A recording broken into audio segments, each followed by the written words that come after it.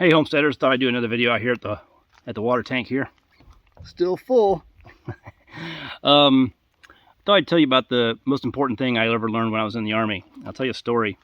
When we got back from deployment in Macedonia, we got a new squad leader, and I really liked this guy. And along with the new squad leader, we got a new first sergeant.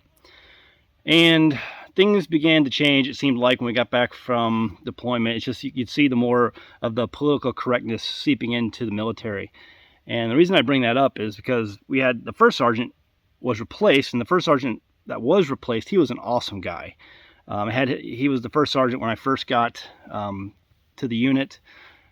Really liked this guy. He was hard as nails, and just the kind of first sergeant you'd want being your first sergeant if you ever went into combat. And he was replaced by this weakling of a man. Although he was big in stature, he was just not the kind of guy I felt comfortable with. But I was short anyway and was going to be ETS'd out. And he did not like the fact that we were being called dogs of war. I was in Delta Company, and every time you got the morning formation, they say Delta, and you responded as a whole, dogs of war. And he didn't think men should be called dogs. He didn't know, obviously. I think he was uneducated. Dogs of war came from Shakespeare. Cry havoc and let slip the dogs of war.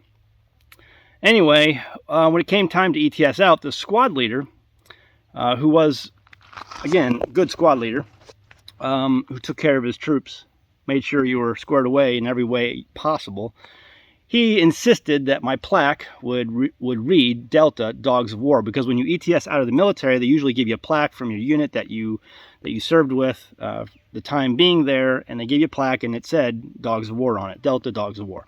I appreciated that.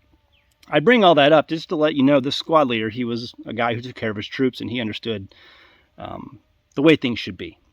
Anyway, so we're in a room one day and we're doing a gear check, because it's rumored that we were going to be going to another place, and it could, might even be delayed, my ETS, because we were going to be deployed again. And the rumors were swirling. You know, are we going to Kuwait, and are we going to maybe back to Kosovo, or are we going to North Korea? Were we going? Or I'm sorry, Korea, South Korea, the DMZ. Maybe there was some rumors going around about Sinai. There was lots of rumors going around, and everyone had a rumor. Everyone had. You know, a guy from headquarters who said this rumor or said that rumor, and rumors were swirling everywhere. But it was clear that our brigade was on the move. We were going to be going somewhere, and it was in question whether or not I was going to ETS out or not. Anyway, this squad leader, during that gear check, he said, "Guys, calm down. Believe none of what you hear and only half of what you see.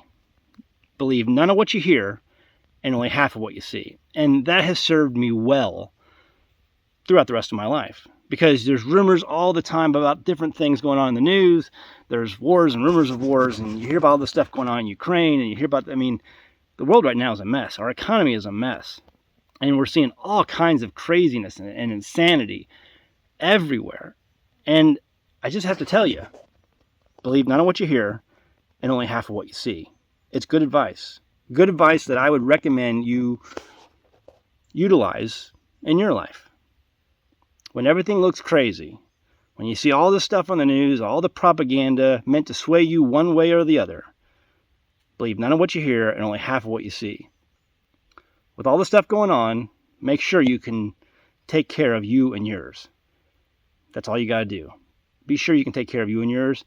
And then after you've done that, after you feel comfortable, and even while you're doing that, keep in mind that there are people around you who are not going to be well taken care of. It's good that you can take care of yourself, but also plan to take care of people who are going to need your help. You know, look out for the little guy. You know, if you're well prepared and you're squared away in your gear, then start to worry about other people. See if you can help out someone else. Keep in mind, I'm a big believer in the Bible. Okay, Matthew chapter 25, it talks about providing for the poor, the widow, and the orphans. See if you can apply that in your life.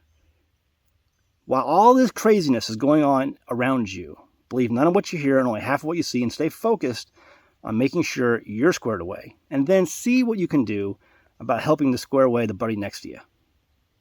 Leave it at that. See you next time on the Homestead. Bye. Hey guys, I'm happy to introduce an American Homestead sponsor, Zervita Zeal. Now, first off, I only accept sponsors from products that I use and believe in. My family uses Zeal mainly because we want to ensure a healthy immune system. You see, it's made up of only whole food concentrates and includes no artificial colors, flavors, or preservatives. The included sweetener is all natural from fruit and the stevia leaf. It's gluten-free, it's vegan, and it's kosher. In 2018, my youngest son was involved in a bike accident that resulted in the surgical removal of his spleen, and that's an important part of his immune system.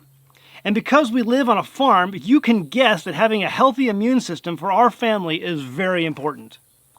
Some of the included ingredients are beetroot, chicory root, turmeric, moringa, blueberries, cranberry, goji berry, milk thistle, ginseng, alfalfa, broccoli, and so much more. It's these natural ingredients that can easily be made into a powerful and tasty drink that my family can make and feel good about. So sign up and give it a try today. Every purchase you make goes to help the homestead so that we can continue to make great homesteading videos for you. Link is in the description below. Go ahead, give it a try.